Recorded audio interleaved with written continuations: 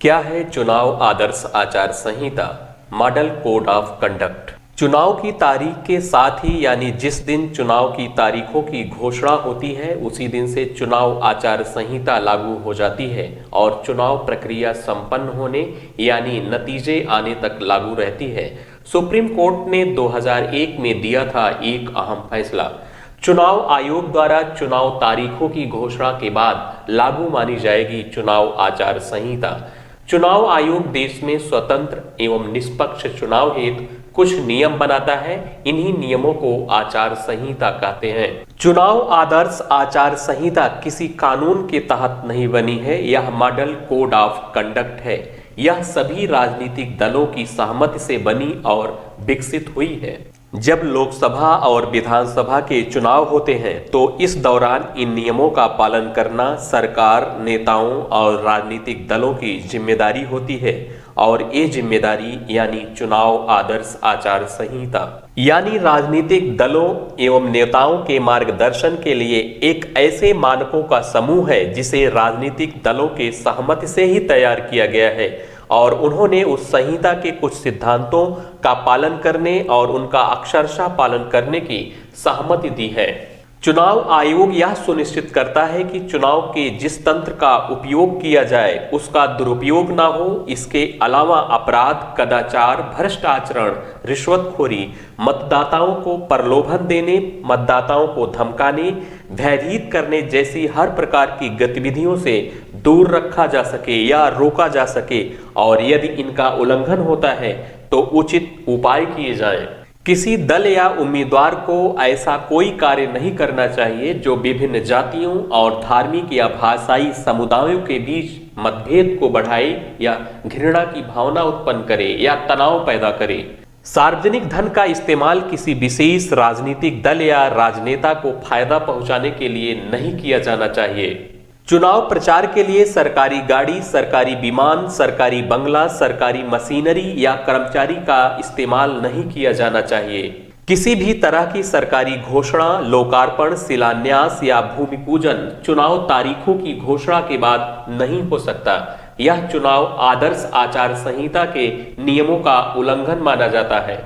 इसके अलावा किसी भी राजनीतिक दल, प्रत्याशी, राजनेता या समर्थकों को रैली करने से पहले पुलिस की अनुमति होगी आवश्यक। किसी भी रैली में धर्म, जाति के नाम से वोट नहीं मांग सकते। राजनीतिक दल कोई ऐसी अपील नहीं करेंगे जिससे किसी की धार्मिक या जाति भावनाएं आहत हों। किसी के व्यक्तिगत जीवन की आलोचना नहीं की जानी चाहिए। मत प्राप्त करने के लिए जाति या सांप्रदायिक भावनाओं की दुहाई नहीं दी जानी चाहिए। धार्मिक स्थानों जैसे मंदिर, मस्जिद, चर्च और गुरुद्वारों या पूजा के अन्य स्थानों का प्रयोग चुनाव प्रचार के रूप में नहीं किया जाना चाहिए। सत्ताधारी दल का सार्वजनिक जगहों पर एकाधिकार नहीं होगा। हेलीपैड पर एकाधिकार नहीं होगा। सरकारी धन से विज्ञापन प्रकाशित करने पर रोक। कोई वित्तीय मंजूरी या वचन देने की घोषणा नहीं। मंत्री की ओर से सड़क निर्माण का वादा नहीं किया जाएगा। हेडॉक संविदा पर कोई नियुक्ति नहीं होगी। सरकारी कर्मचारी किसी भी उम्मीदवार के गणना एजेंट नहीं बनेंगे। मतदाताओं को रिश्वत देना मना है। वोट के लिए दबाव बनाना, परेशान करना मना है। मतदान केंद्र के 100 मीटर के भीतर वोट मांगना मना है। चुनाव सभा करने के पूर्व ही पुलिस से अनुमति लेना अनिवार्य होगा। जुलूस किस समय, किस स्थान से और किस मार्ग से जाएगा और किस स्थान पर समाप्त होगा, इसको पुलिस को पहले से ही सूचना देनी होगी।